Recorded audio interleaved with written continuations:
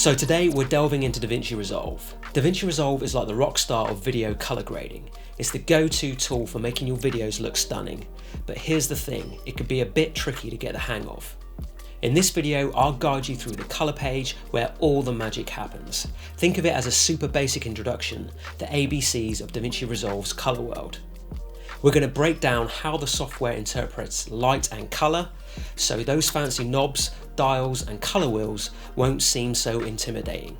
By the end of this video, you'll have a solid foundation to build on. It's like learning the basics before delving into the fun stuff. So let's get started. So let's jump right in. Here we find ourselves on the DaVinci Resolve color page. Take a look at the upper left corner, that's the clip we're working on. In the middle, you've got the preview window, and over on the right, there are nodes and some cool effects, but we'll save those for another day. Today, our focus is on the timeline itself and the color wheels in the lower left, along with the scopes in the lower right.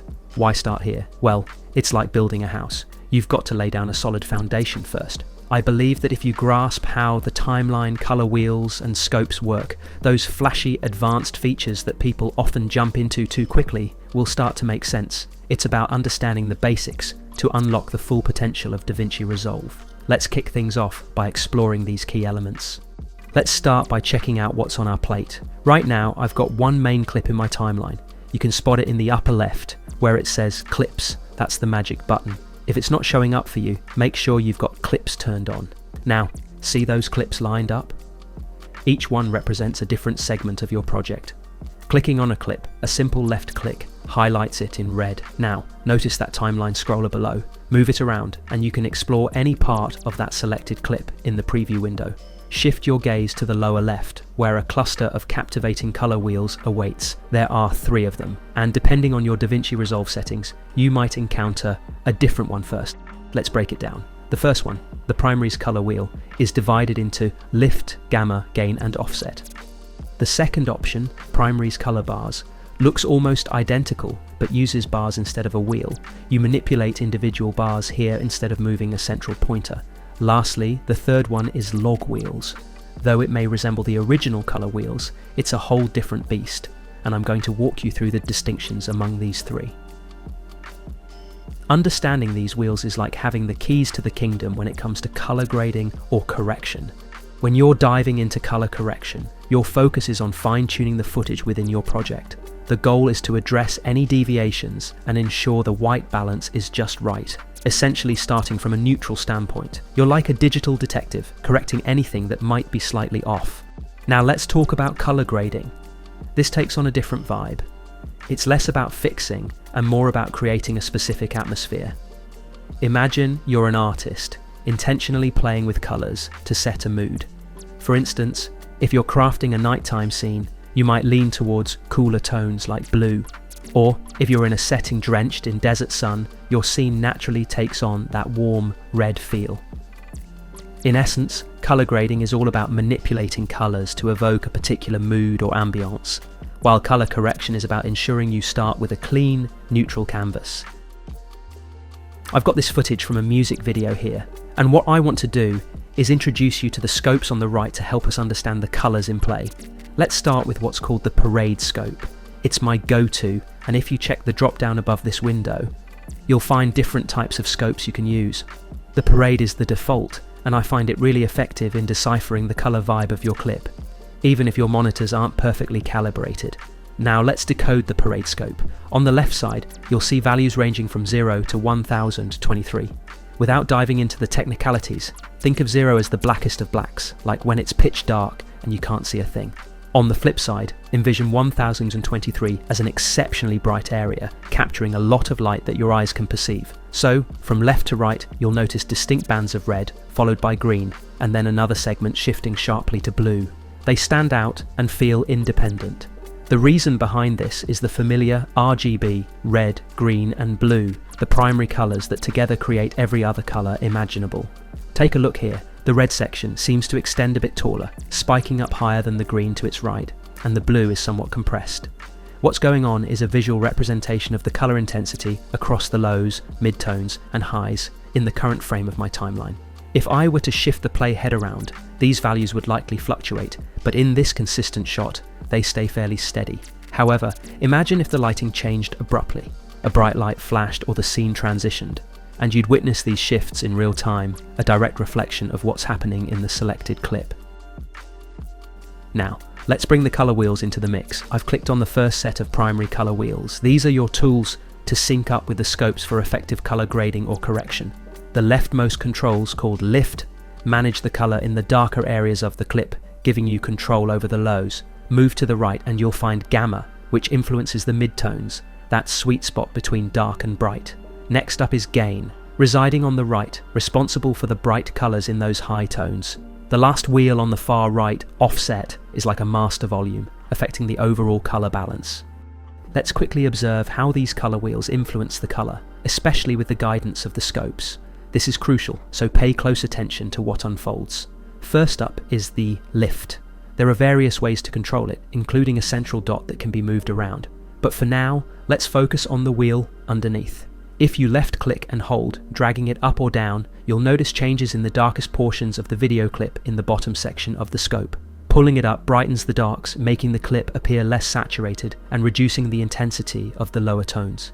But here's the magic. It's not just affecting the bottom, it's like there's a fixed point at the top, and moving the wheel shifts everything from lows to mids, bringing them all up together.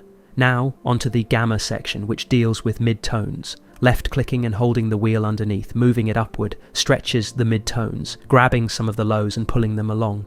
The fixed low point remains, creating an effect as if the entire middle section is stretching, brightening up the mids.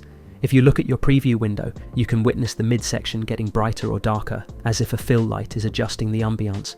Resetting for a moment, let's shift to Gain, which controls the brightest parts of your footage. Left-clicking, holding and dragging the lower wheel to the right lifts the brightest portions, even surpassing the scope's upper limit. This extreme stretching may go beyond what your eyes can perceive, but it drags a bit of the mids along with it. Each adjustment in Lift, Gamma and Gain interacts, creating a dynamic push and pull effect. It's a dance of lights and tones in the world of Primary's color wheels. Now, let's explore the Offset, which acts as the master volume for the whole shebang. Observe closely as I demonstrate. I'll reset everything, and then, with a left click and hold, I'll drag the wheel solely on the offset. Watch the magic unfold. The entire spectrum moves either upward or downward. It's like taking all the colours, reds, greens and blues, within the visible light spectrum we're observing from 0 to 1023, and shifting them uniformly. No stretching occurs. Instead, it's a simultaneous lift or descent of everything. Look at the preview window and you'll see the impact, uniform brightness either throughout or a collective dimming of the lows, mids and highs. This isn't about stretching or expanding, it's about moving the entire ensemble up or down in the visible light spectrum that your eye perceives. Now let's venture into the next territory, the colour bars, specifically the Primary's colour bars. You'll notice the familiar names, Lift, Gamma, Gain and Offset, and here's the kicker, they do precisely the same things as their counterparts in the colour wheels section. Give it a whirl, left click and hold on the lift wheel, turn it to the right and you'll witness the same transformative effects you saw back in the colour wheel section. The only contrast between these two sections, the Primary colour wheels and the Primary's colour bars, is the method of individual control. When you're looking to break down the reds in the darks or focus solely on the greens in the mid-tones, the individual controls become crucial. This is where the bars shine. They allow you to isolate just the red, just the green, or just the blue, providing a finer level of control. It's like having a more interactive tool when you want to fine-tune without affecting the other elements too much. I get it. There's a lot to absorb and it might be a tad confusing. But here's the key takeaway. We're playing in the realm of the light spectrum, moving from dark to light and dancing with the colours, red, green, and blue. All these scopes, Primary wheels and bars, are merely tools in our creative playground. Stick with me, and it'll all start to click. Now here's where things take a distinctive turn. Let me reset for a moment. We're stepping into the third and final set of primaries known as the log wheels. Brace yourself, this one, you'll visibly notice a difference. You might be thinking, wait, this looks quite similar to the previous one. Why the seemingly redundant options? Well, it all boils down to the way they interact. DaVinci Resolve generously offers various tools to precisely fine-tune the colours of your clip. Now you don't need to be a wizard with every intricate detail. Mastering the basics will equip you with everything you need to skillfully correct your footage, ensuring it looks stellar Whether you're sharing it on YouTube or any other platform, with these foundational concepts, you'll be well equipped to discern the nuances as you navigate deeper into the intricacies. Let's revisit the original color wheels for a moment, keeping in mind the dynamics we explored. I've reset it, and remember, when we left-clicked and held the wheel cranking up the lows, it felt like a pin was stuck at the top, anchoring it, and then it pulled everything up. Now, let's transition to the other primary wheel, the log wheels. As I left-click and grab the shadow wheel, it's a similar concept. We're still in the realm of the darkest color spectrum. However, observe closely. When I move it to the right, notice the difference. There's a distinct focus on a narrower band, honing in on just the darks. It's as if it said, let's pin it more centrally and concentrate on lifting only the bottom section, reducing the darkness in the reds, greens and blues. This is the unique control offered by the log wheels. It zeroes in on a more specific range within the light spectrum, typically from 0 to 256, instead of moving a broader span like 384 to 512. So, when deciding which wheel to work with, consider your footage's needs. Are you making sweeping adjustments affecting a large portion, or is it a specific issue in the reds and highlights? Here, you have two main choices: the color wheels for broader adjustments, or the log wheels for a concentrated focus on specific light bands. The color bars, essentially an iteration of the color wheels, with added fine-tuning, fall in between. It's about choosing the right tool for the job. I quite like the overall appearance, but there's a small tweak I'd like to make, perhaps adjusting the contrast. Here's where those nifty icons above your wheels come into play. Direct your attention below these icons, and you'll find a treasure trove of options: temperature, tint, contrast, pivot, mid-detail, and more. For my current adjustments, I'll stay within the primary color wheels. To add a touch more contrast, I'll navigate to the contrast icon, left-click, and drag it to the right. The magic happens. More contrast is introduced. If you observe closely, you'll notice the visual impact in the scopes. It stretches out certain sections, letting the mid-tones delve a bit deeper into the shadows and reach a tad higher into the brighter tones. This dynamic interplay, evident in the scopes, showcases the influence of contrast on the reds, greens, and blues across the lows, mids, and highs of the light spectrum. It not only enhances the visual appeal, but also enriches the color spectrum. Now, let's talk about color intensity. If I desire more vibrancy, I might opt for the color boost. A slight nudge upwards, and you'll witness a pivot in the colors. Alternatively, I can globally increase the saturation, intensifying the vibrancy of each color. Currently, I find the color balance fine, but these tools offer flexibility to fine-tune it to your liking. One element I'd like to enhance is the blue hue on the bass guitar he's leaning on. I'm eyeing the midtones, aiming for a subtle elevation in the blues without universally cranking up all blues in the high offset. The goal is to make that bass guitar pop a bit more. To achieve this, I'll venture into the gamma, representing the mid-range. With a focused intent on the blue tone, I left, click, hold, and gently drag it to the right. This action stretches the blue, coaxing a more pronounced presence from the guitar and the surrounding blue elements. You'll notice this adjustment reflected in the scopes on the right, a subtle narrowing and heightening, indicative of a gentle amplification of the blue tones. Here's the beauty of it. I'm using these scopes to align my adjustments with what my eye perceives. And for a quick comparison against the original, I can toggle the bypass color option. The changes unfold, brighter, more expansive, with the blues taking a delightful prominence. The room breathes a bit better, revealing more details. As you start your color journey, consider these sections alongside the parade scope. It's about discerning the nuances in reds, greens, and blues, and deciding where a little boost or a slight adjustment is warranted. Use your keen eye and the scopes to strike that perfect color balance within the light spectrum.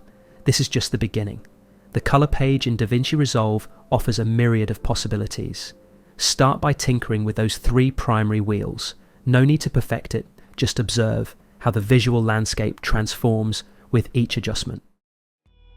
Let's start with the basics of nodes. Picture the node graph as your organizational hub, where each node represents a distinct layer of your grade.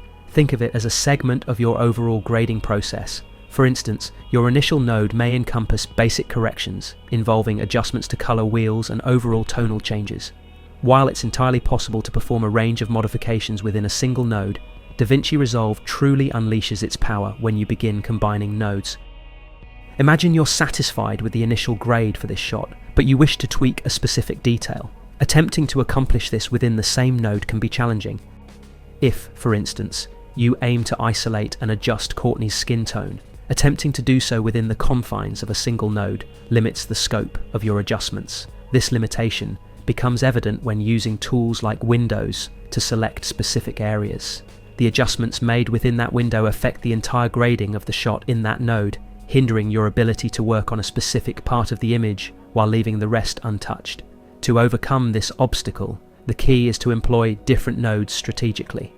By compartmentalizing your grading tasks into distinct nodes, you gain the flexibility to fine-tune specific elements of the image without compromising the overall integrity of your initial grade.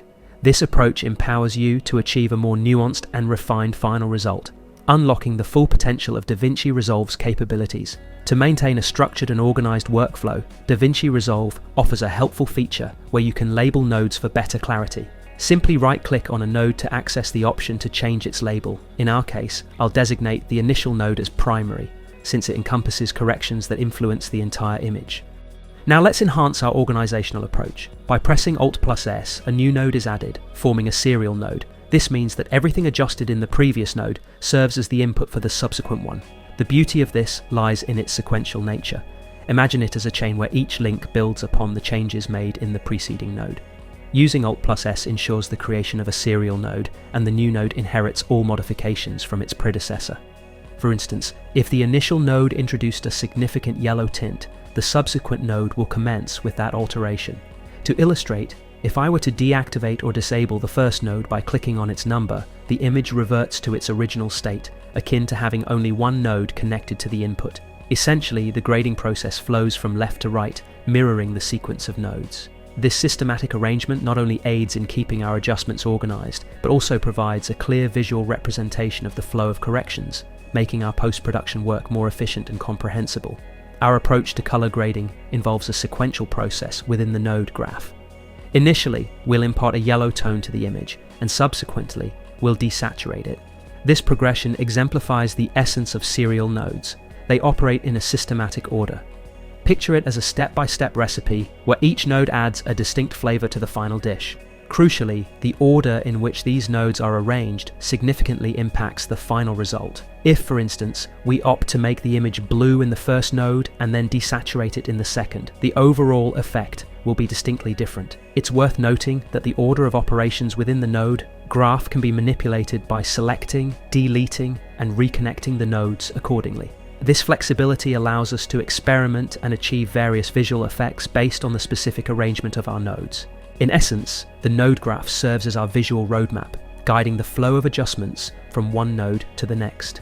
Understanding and manipulating this sequential process is key to achieving the desired aesthetic in our color grading.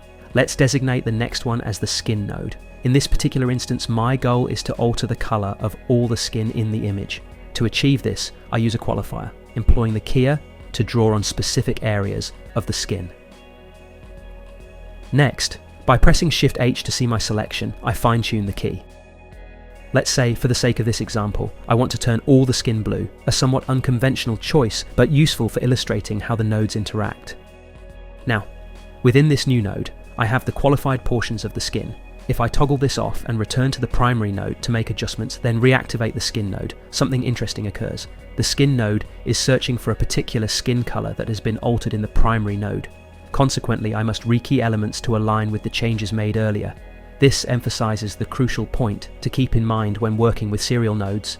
They are interconnected, and modifications in earlier nodes affect subsequent ones. To circumvent this, I'll delete the skin node and opt for a different approach. With the first node selected, I navigate to Nodes, choosing to add a parallel node. Unlike serial nodes, a parallel node simultaneously adjusts elements rather than sequentially. Now, when I manipulate the hue to create the distinct blue skin and make alterations in the primary node, the skin color remains unaffected. This is because the parallel node derives its key from the input, not from the primary node. It's a clever method, particularly when dealing with multiple adjustments in later nodes. We've covered both serial and parallel nodes. Now, let's delve into a node that shares similarities with the parallel node, the layer node. To explore this, I'll start by resetting the nodes. The layer node operates akin to a parallel node, but with a crucial difference: it functions as a composite layer. To illustrate, I'll add another serial node and then select it, navigating to Nodes and choosing Add Layer Node. This node looks nearly identical to a parallel node. This layer setup can seem a bit peculiar at first. Right-clicking on it allows me to add inputs. The topmost input is the bottom layer, while the bottom right input is the top layer. For example, if I set my first layer to the bluest possible and the second layer to the most maximum orange, the resulting image will appear orange, because the orange layer is atop the blue layer. By rearranging the connections, I can switch their positions, placing the blue layer over the orange layer. This compositing of two images resembles the layering concept in Photoshop or After Effects. Moreover, I can adjust the opacity using the key output to blend between the layers. Similar to Adobe After Effects, layer nodes support masks. For instance, I'll employ a key, grabbing parts of the image, in this case, the subject. As I select it, the keyed image is layered onto the orange layer, giving us the subject on the orange background. This layering capability becomes especially useful when, for example, you want to create that classic teal and orange look.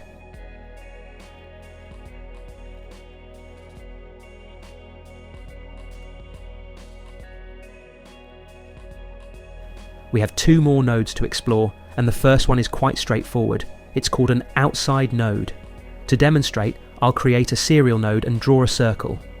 Right-clicking on this node and selecting Add Outside Node generates another serial node with the inverse alpha channel. As I move the window around in the first node, you can observe the corresponding movement in the second node. Let's make the first node blue and the second one orange. The second node essentially mirrors the alpha channel of the first. This feature proves exceptionally useful for tasks like vignettes. For instance, I can create a circular window, adjust the inside, and then employ an outside node to fine-tune the vignette. This approach offers more nuanced control compared to simply applying a vignette on top of the primary node. It's a valuable tool for enhancing precision in tasks like vignette creation. The final type of node we'll explore is known as a splitter combiner node. To illustrate, I have my primary grade, and by navigating to the Nodes menu and selecting Add Splitter Combiner Node, the image is divided into three channels: red, green, and blue. This node serves a variety of purposes. It allows for the remapping of channels, facilitating intricate color effects. Additionally, it enables targeted actions such as denoising or blurring specific channels. For instance, one might choose to blur only the blue channel, enhancing footage cleanup. Another creative application involves subtly diffusing the shot by blurring either the red or green channel. While these functionalities may not be utilized frequently, having an understanding of them expands your toolkit and provides creative possibilities. This knowledge offers a nuanced approach to color grading, allowing for unique and specialized adjustments. Now that we've explored how the color wheels function in DaVinci Resolve and familiarized ourselves with the available types of node layers, let's delve into the node tree system. Upon importing your shots into DaVinci Resolve, navigate to the project settings. Clicking on it will reveal a page. We'll focus on color management for the time being. In this section, keep it simple and leave it at the default setting, DaVinci YRGB. Essentially, this instructs the system not to manage the timeline color on its own, but to let you handle it at the node level. Next, ensure that you set this to Rec S709 Gamma 2.4. As an additional precaution, activate the Make Broadcast Safe option to provide an extra safety layer. Also pay attention to the 3D lookup label, Interpret Interpolation. Here, select Tetrahedral. This choice ensures a higher quality of rendering for your lookup tables, enhancing the overall output. Once you've adjusted these settings, click Save. While there are several ways to configure these parameters, in my experience, this method proves to be the most effective in avoiding random color shifts when importing and exporting files in DaVinci Resolve. This gives you a stable and reliable foundation for your color grading workflow.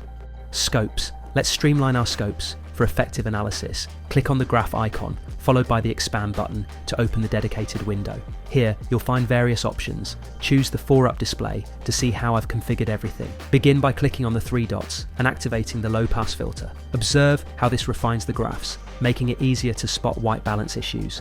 A particularly helpful feature is the display qualifier focus. Enable this function, and as you hover over your footage, it dynamically reveals the color placement on the scope. This proves invaluable for pinpointing specific colors, especially for identifying any potential white balance issues. Now let's navigate to the vector scope. Activate the skin indicator, providing a clear reference for where your skin tones should align on the scope's line. As you hover over your footage, you can precisely identify the current placement of skin tones. Additionally, leverage the vector scope to discern the positioning of highlights. This allows you to identify areas that require adjustment and ensures a comprehensive understanding of your color grading adjustments. By utilizing these features, you'll enhance your ability to identify and address color-related issues within your footage. HDR ready, here's my plan. I'll click right here and set it to HDR instead of the regular 10-bit, which is what the rest of the footage should ideally be in. Now, let me explain why I'm opting for HDR. I'll click on this section for my parades, navigate to show reference levels, and set my low to 200 nits. It's crucial to note that when working in HDR, everything is measured in nits. For my high reference level, instead of the common 10,000 nits, I'll set it to 600 nits. Why 600? Because the majority of consumer televisions can sustain only up to 600 nits consistently, despite claims of higher peak brightness like 2000 or 1200 nits. This distinction is vital. Now you can see in this section, as soon as I select Show Reference Levels, two lines appear, one at the 200 nit mark and the other at the 600 nit mark. I warned you it might be a bit confusing, but here's the reason. If Netflix approaches us tomorrow and requests an HDR pass for a movie submission, we need these parameters. Keeping skin tones below the 200 nit mark and highlights around the 600 nit mark optimizes the content for the majority of current TVs. The beauty of these reference lines is that even if we go back to SDR, they persist. Now let's talk about setting up this node tree. It's designed to serve two purposes simultaneously: grading in SDR while being HDR ready. Those reference lines play a crucial role in achieving this dual functionality. So it might be a bit intricate, but now we are all set up with our scopes. Printer lights. Now that we've covered that aspect, there's one more crucial tool to introduce. We'll be utilizing printer lights for our primary adjustments. Head into the color panel and click on Printer Light Hotkeys. Keep in mind that this feature is turned off by default, so you'll need to activate it. Once enabled, you'll notice that your numeric keypad is now equipped to manipulate printer lights. For instance, pressing 7 adds red, while 4 subtracts red, hitting 8 adds green, and pressing 5 subtracts green. Why are we employing printer lights for our primary adjustments? Let's take a closer look. I'll navigate to the parade to showcase the current state of our image. The offsets on the scopes represent the printer lights. When I choose to subtract red, observe how the entire red channel shifts. It provides a holistic adjustment, avoiding the need to tweak individual parameters like gamma. Now I'll use my numeric keypad to make these adjustments. For clarity, I'll spell out the actions. Taking my red, I pull it down and the entire red channel follows suit. If I decide to raise my green, the entire green channel elevates. This method, using printer lights, offers precision without the need to manipulate parameters individually. This approach not only streamlines the process, but also proves invaluable during shot matching. When I say I added 2 red and subtracted 1 yellow, I can replicate these adjustments to the next shot and assess if further tweaks are necessary. This linear and precise method, avoiding excessive use of the gamma wheel, can significantly save time, especially when balancing multiple clips. Consider this the foundational step, the base grade, when embarking on a project. The node tree. Let's now construct our node tree, consisting of 9 nodes. Here's the breakdown. 1. CST, Initial Color Space Transformation. 2. Primary A, first set of primary adjustments. 3. Primary B, second set of primary adjustments. 4. CST, another color space transformation. 5. Show Lookup Table, node for displaying a lookup table. 6. HSL Curves, node for hue, saturation, and lightness adjustments. 7. Halation or glow effect. 8. Grain. 9. CST, final color space transformation. Now, let's delve into the specifics. Let's drop in a color space transform on our first node. As I shot this on a Sony FX3, I'll maintain the color space as Sony S-Gamut3.cine and the output gamma as Sony S-Log3. This ensures that DaVinci recognizes the footage as S-Log3, allowing the entire pipeline to behave consistently in a log color space. The purpose is to preserve the original characteristics of the footage.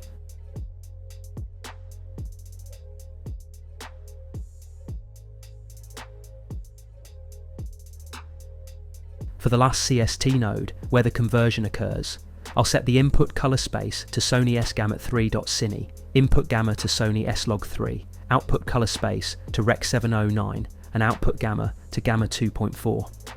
This step brings us back to Rec. 709 without compromising the integrity of our footage. We do it in this order so that we aren't compressing our dynamic range while we do our grading, only in the final export, which is Rec. 709. So that is the beginning and end of our node tree, sorted. Since we've taken full control of our color management and we're working in a node managed timeline, I can now right click here and switch the color space in this node to DaVinci Wide Gamut and set the gamma to DaVinci Intermediate. This means we're making the most of that huge color range. In DaVinci, the LUTs were designed to work with a film scan to Rec. 709 conversion. To achieve this, we can apply another color space transform to this node. We'll leave everything unchanged except for the output gamma, which we'll set to Cineon Film Log. Now, if I add the Kodak 2383 film LUT, everything should look good.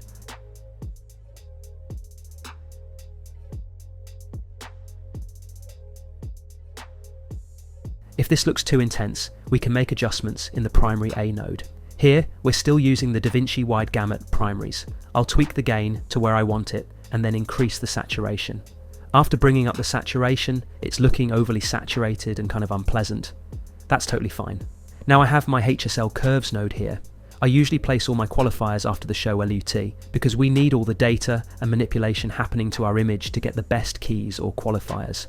So let's go into saturation versus saturation. I'll take the low saturated areas and bring them down. Then I'll grab a point somewhere around here, focusing on her skin, which looks good at this point. This adjustment helps clean up our scopes, especially in the whites. Next, I'll make a few more changes. Under hue versus saturation, I'll click on yellow and bring it down a bit. Then I'll go to hue versus hue and check the skin indicator. I see the skin tones are still leaning towards yellow, so I'll click on yellow and adjust the hue rotation slightly. This adjustment brings the skin tones to where they should be. Alrighty, let's dive into adding that lovely halation effect using DaVinci Resolve, folks. Now here's the deal, halation is a perk of the paid version of DaVinci, but fear not my friends, I'll show you later on how to get a similar effect using the free version. Head over to the effects library, find halation and simply drag it onto the untouched node. Now this is where your inner artist shines. Play around with the settings to your heart's content.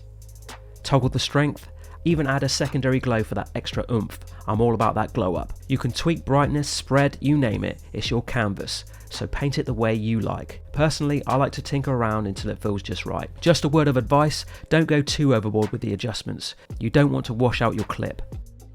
Once you've nailed that look, step back and admire your handiwork. And trust me, a little glow can go a long way in making your footage pop.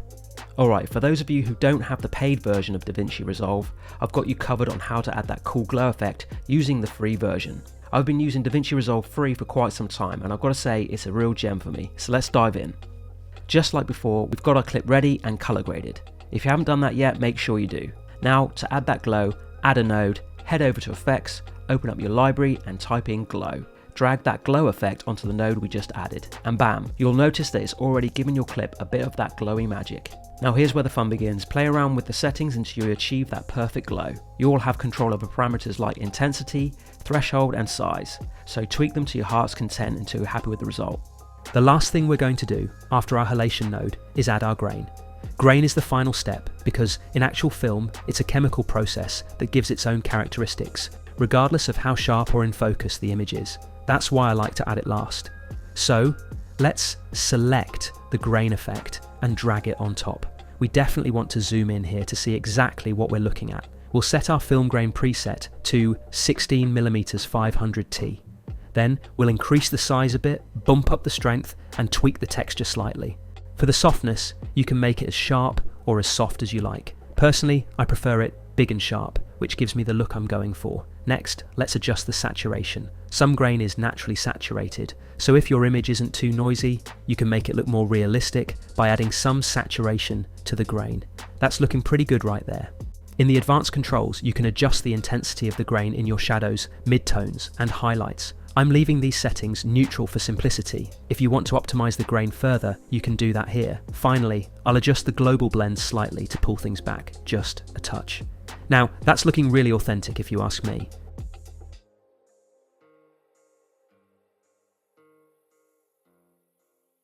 Save as a power grade. If you want to save this setup for easy reuse, here's how to do it. 1. Reset parameter changes. go to the Color tab and reset all the parameter changes by clicking the Reset icon.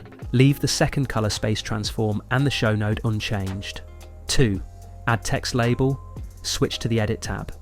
Add a text label that says S-Log3 to Kodak 2383.